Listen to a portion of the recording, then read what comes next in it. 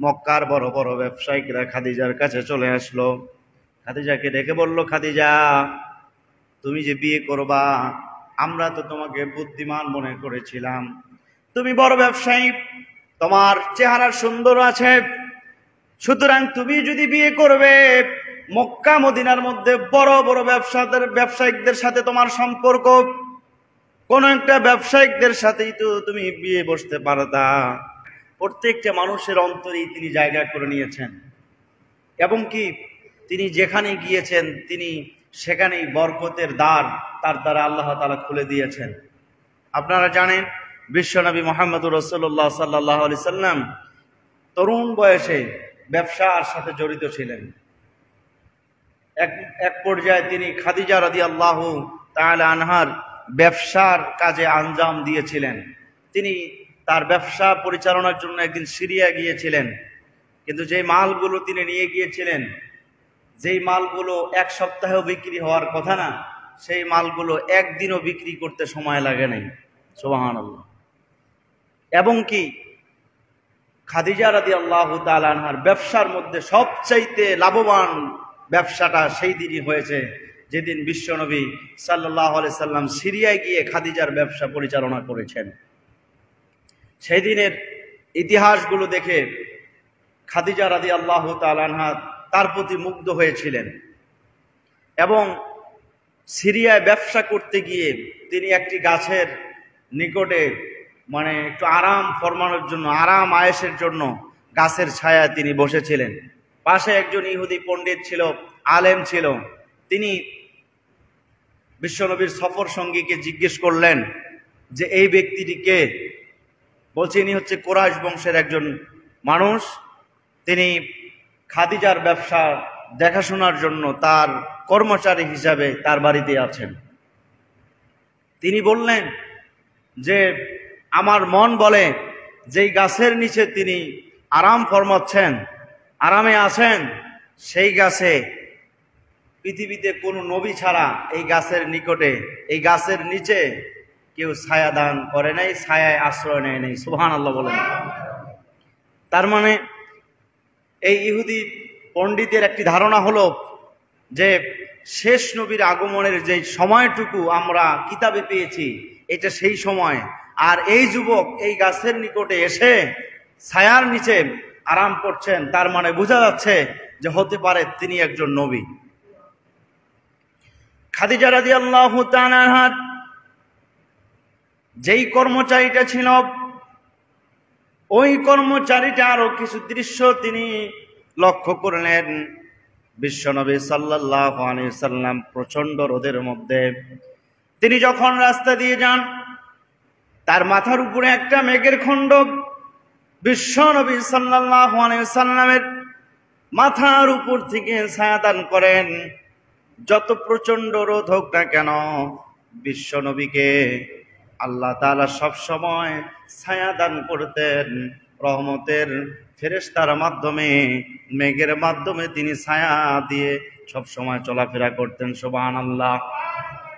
আমার ভাইয়েরা, এই সময় ব্যবসা পরিচালনা করে বাড়িতে যখন ফিরে আসলেন, খাদিজার কর্মচারী মুহাম্মদ সাল্লাল্লাহু আলাইহি সাল্লামের যে সমস্ত অলৌকিক ঘটনাগুলো দেখেছেন, তিনি দেখে বর্ণনা করলেন।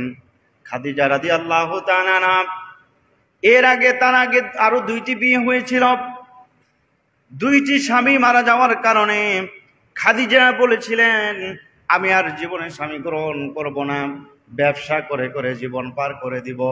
এটা তার ভিতরে একটা প্রতিজ্ঞা ছিল। কিন্তু মুহাম্মদকে যতই দেখে ততই তিনি তার প্রতি দুর্বল হয়ে যান, এবং কি কর্মচারীর যে ঘটনাগুলো শুনলেন মুখ থেকে, একটা মেঘের খণ্ড এসে বিশ্ব নবী সাল্লাল্লাহু আলাইহি সাল্লামকে ছায়া দান করে গাছের নিকটে বসেছিলেন। সেখানকার পাদ্রী তাকে একটি আলামত সিম্পটম বর্ণনা করেছেন, সেটাও তিনি বললেন। তার জীবনীতে ব্যবসা যতদিন করেছেন, এই ব্যবসা চলাকালীন ওই দিনের মতো আর লাভবান কোনোদিন হতে পারে নাই।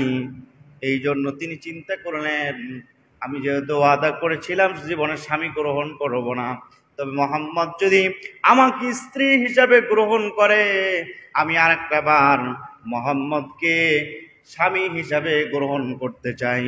সুবহানাল্লাহ। আমার ভাইয়েরা, এই সময়ে খাদিজা রাদিয়াল্লাহু তাআলা আনহা চিঠি লিখলেন, বিয়ের একটা প্রস্তাব দিলেন। বিশ্ব নবী চিঠিটি পড়লেন, পড়ার পরে তারপরে তার চাচার কাছে নিয়ে দিলেন। চিঠিটার ভাষা তিনি চাচার কাছ থেকে অনুমতি চাইলেন। আমার ভাইয়েরা, খাদিজা রাদিয়াল্লাহু তাআলা এত সুন্দরী ছিলেন, ওই সময়ের মধ্যে যত ধনাঢ্য ব্যক্তিরা ছিল প্রত্যেকটা ব্যক্তির খাদিজার প্রতি একটা লোভ ছিল যে খাদিজার স্ত্রী, খাদিজাকে যদি আমাদের স্ত্রী বানাতে পারি, এরকম একটা লোভ ছিল। চাচা যখন এই প্রস্তাবটা দেখলেন খাদিজাকে বিয়ে করার জন্য, খাদিজা নিজেই প্রস্তাব দিয়েছেন, বিশ্বনবীকে বললেন, ও ভাতিজা, এই সৌভাগ্য সবারই হতে পারে না, সুতরাং খাদিজার মতো ব্যক্তি যদি তোমাকে বিয়ের প্রস্তাব দেয়, এখানে অস্বীকার করার কিছু নাই, তুমি প্রস্তাবে রাজি হয়ে যাও। আমার ভাইয়েরা, বিশ্বনবী সাল্লাল্লাহু আলাইহি সাল্লাম যেই সময়ে খাদিজাকে বিয়ে করেছেন, খাদিজার বয়স সে সময় 40, কত? আর বিশ্বনবী সাল্লাল্লাহু আলাইহি সাল্লামের বয়স ছিলেন 25। তার মানে কার বয়স বেশি? খাদিজার বয়স বেশি। খাদিজার বয়স বেশি হওয়ার পরেও বিশ্বনবী সাল্লাল্লাহু আলাইহি সাল্লাম খাদিজাকে বিয়ে করলেন। খাদিজাকে বিয়ে করেই তিনি এত কিছু করলেন। বিয়ে করার পরে তিনি কি লস করলেন নাকি? খাদিজা রাদিয়াল্লাহু তাআলা আনহা যখন বিশ্বনবীকে বিয়ে করলেন, এরকম একটা লোকের সাথে তুমি বিয়ে বসলা যেটা নাকি তোমার কর্মচারী, তোমার বাড়িতে কাজ করে। এই জন্য তিনি মনের কথাটুকু মনের মধ্যেই রাখলেন। রাখার পরে বিয়ে শেষ হয়ে গেল। খাদিজা রাদিয়াল্লাহু তাআলা আনহা বিয়ের কিছুদিন পরে বড় বড় ব্যবসায়িকদেরকে আহ্বান করলেন, দাওয়াত করলেন বাড়িতে। দাওয়াতে সবাই চলে আসলো। দাওয়াত করে সবাইকে সুন্দরভাবে খাওয়া দাওয়া করালেন। সবাই খেয়ে দিয়ে বসে আছে। খাদিজা রাদিয়াল্লাহু তাআলা আনহা এই সময় ব্যবসায়িকদেরকে বলতেছেন, প্রিয় ভাইয়েরা আমার কিছু কথা বলার জন্য আজকে আপনাদেরকে আমার বাড়িতে দাওয়াত করেছি। এই শেষ কথাগুলো আমার শুনে যাবেন। আপনাদের মধ্যে অনেকের প্রস্তাব ছিল, আমি মুহাম্মদকে কেন বিয়ে করলাম, এই প্রস্তাব তো আপনাদের ছিল। এটার জবাব দেওয়ার জন্য আমি আপনাদেরকে আমার বাড়িতে দাওয়াত করেছি। তিনি প্রথম জবাব দিতে যখন শুরু করলেন, বললেন, বলেন তো দেখি আমার বয়স বেশি না মুহাম্মদের বয়স বেশি?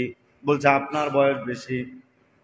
তা আমার বয়স বেশি হওয়ার পরে আমি যে স্বামীটা পেয়েছি, যুবক একটা স্বামী পেয়েছি, এতে কারো কোনো সন্দেহ আছে নাকি? বলছে না।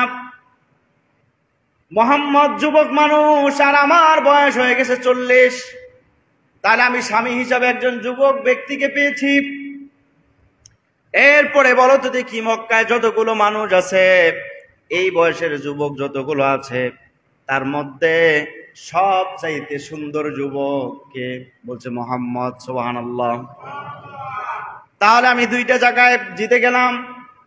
এরপরে বলা হলো, বলো তো দেখি যুবক বয়সের মধ্যে, এই বয়সে যতগুলো মক্কায় বালক আছে, যুবক আছে, সবচাইতে আদর্শবান যুবক তোমাদের জানা মতে আর কে আছে? বলছে না, মুহাম্মদ ব্যতীত আর কোন ব্যক্তি এরকম যুবক আদর্শবান নাই। আমার ভাইয়েরা, খাদিজা বললেন, তাহলে আমি 3 জায়গায় জিতে গেলাম। এরপরে বলো তো দেখি মক্কার মধ্যে সবচেয়ে শ্রেষ্ঠ বংশটার নাম কি? বলছে কুরাইশ বংশ। উনি বললেন, তাহলে আমি যেই স্বামীকে গ্রহণ করলাম, এই স্বামী কোন বংশের? বলছে কুরাইশ বংশের। তাহলে তো তার বংশের দিক দিয়ে তিনি মর্যাদাবান। আমি 4টা দিক দিয়ে জিতে গেলাম। সুতরাং আমার একটা সমস্যা তোমাদের মনে হচ্ছে, সেটা হচ্ছে মক্কার মধ্যে আমি একজন ধনাঢ্য ব্যক্তি, ব্যবসায়ী, আর মোহাম্মদ গরিব, এই তো বলছে হ্যাঁ এটাই সমস্যা। উনি বলছে 4 দিক দিয়ে আমি জিতে গেলাম, একদিক দিয়ে শুধু মাত্র আমি হেরে গেছি, আমার স্বামী গরিব, এই জন্য আমি আপনাদেরকে ডেকেছি। মনে করেন আপনাদের সামনে আজকে আমার যত সম্পদ ছিল সব সম্পদগুলো আমার স্বামী মোহাম্মদের নামে উইল করে দিলাম।